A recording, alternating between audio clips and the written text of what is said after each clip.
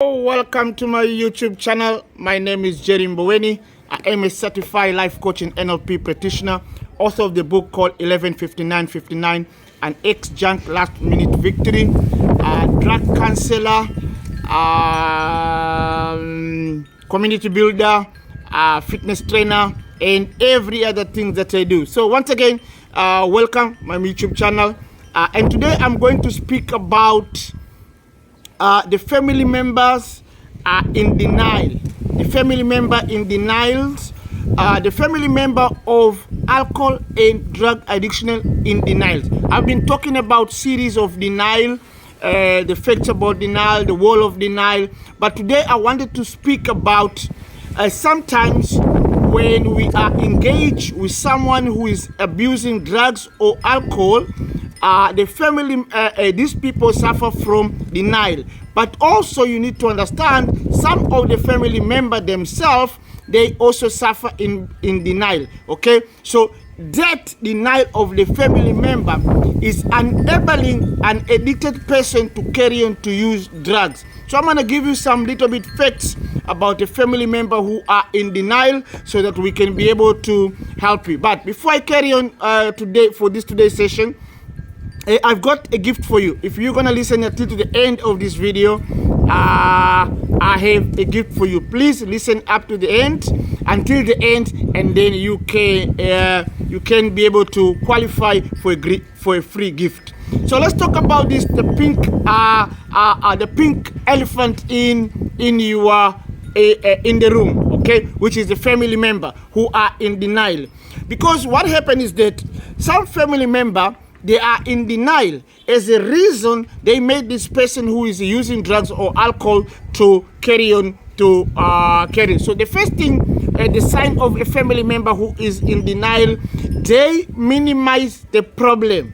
They minimize the problem. So in other words, in their mind, they try to say that no, the addiction is not too hard, he's not an addicted, it's just because he's lose his job now, he's bored at home. They started minimizing the problem. I know this, let me share a story.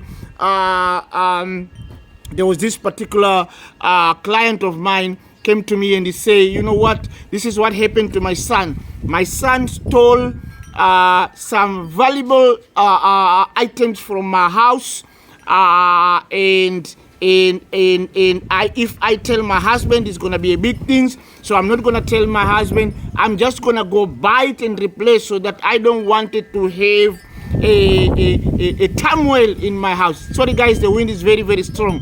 And I say to you, you know that by doing that, you are actually helping the person to carry on. You are enabling the person, because you look, addiction likes to operate on secrecy, likes to operate when the people they are not talking about. So say no, it's just a phase. You know, some people they tell it's just a phase. Hey, good morning.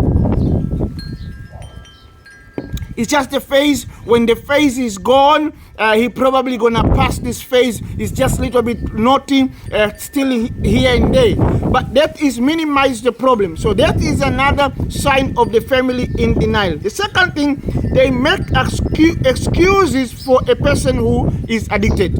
They make excuse for the person who addicted. For those people who know me, I always make these jokes. The mother will say, Arama my sinchi, and my sinchi will say, Arama eka. They make excuses. A lot of people, even like, let me give example. One of the common excuses that people they will make it, phoning on their behalf, take care of these people's their own needs, or no, their own things that they should be able to do for themselves. For example, somebody was very, very drunk over the weekend, the morning. You call the family member will call the boss and say, hey, the guy's got stomach ache, he can't wake up this morning, he has asked me to phone. But that is making an excuse for the person. And when we do that, the addicted person carry on to do, oh, he didn't have the luxury of the life that other kids they have. Oh, I got him when I was very, very young, and now because he grew up not with his father, and that's why he smoked. In that excuse, turn the family member in a guilty trap. So the family member could not act accordingly to be able to help an addicted person. That is another family member in denial. They act in a way making excuse to this particular person, and this particular person carrying to smoke, knowing that the family member are making excuse. The third one is caretaking behavior. Caretaking behavior is also part of in denial. People have the behavior of taking care the need of the addiction person without any return. In other words, so what will probably they will do? They will look after addicted person kids. What else they will do? They will wake them up to go and work. They will do the things that addicts can do themselves. They will provide them the food. A person is 40 years of age. You will wake up in the morning, given food, access to anything in the house without precaution, without doing anything. Just having the behavior of take caring. And we know what happened. Majority of an addict person, because of using drugs, these people, or we stop growing emotional. So the people, they can grow bodily, but the emotion is almost like still the child. So these people engage in a childhood behavior because of our emotion, acting them according to the childhood emotion of the family to take care. I want this, I want this, I want this, I want this thing. And the family member behave it in that take caring behavior. So a take caring behavior is also in a family member in denial. Also, number 4, they don't believe that they are part of the problem, and therefore they also don't believe that they are part of the solution. As family members who are in denial, this is the attitude: fix him. I'm not the problem. He's the problem. I didn't smoke. I didn't choose drugs. I work very, very hard to provide for them while he's smoking. Guys, you need to understand, an addict person is not an isolated. There must be some things that happen to this particular person, and as the family member, we need to take responsibility and say, hey, did I also enabling? What part did I play? What part did I play to contribute to this particular family member addiction? And if it's not, no problem. But at the current moment, if you're a family member and you have an addict person, be part of the solution. I know lots of people, they will send their kids to the support group, but they don't attend their own family support group. So be part of the solution. Be part of the solution. If you can say yourself, I'm not part of the problem, I didn't cause this, but at least be part of the solution. But majority of it, a family member, they play also a part of causing a particular person to smoke or become an addict. But please be part of playing, be part of the solution. The last one, number 5, and I'm going to wrap it up here by the last one. Number 5, they don't confront their issue on hand. So what they will do, this family member in denial, is like we said, a pink elephant in the room. They don't talk about it. Nobody speak it about it. Nobody question about it.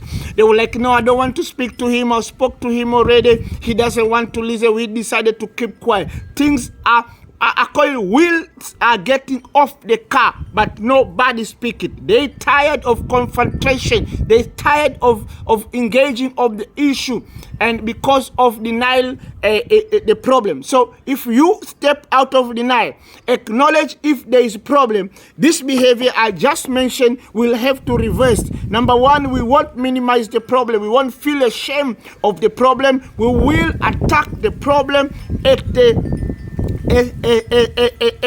hand on, called taking the bulls by the hand and attack the problem as it is. So work out to step out of denial.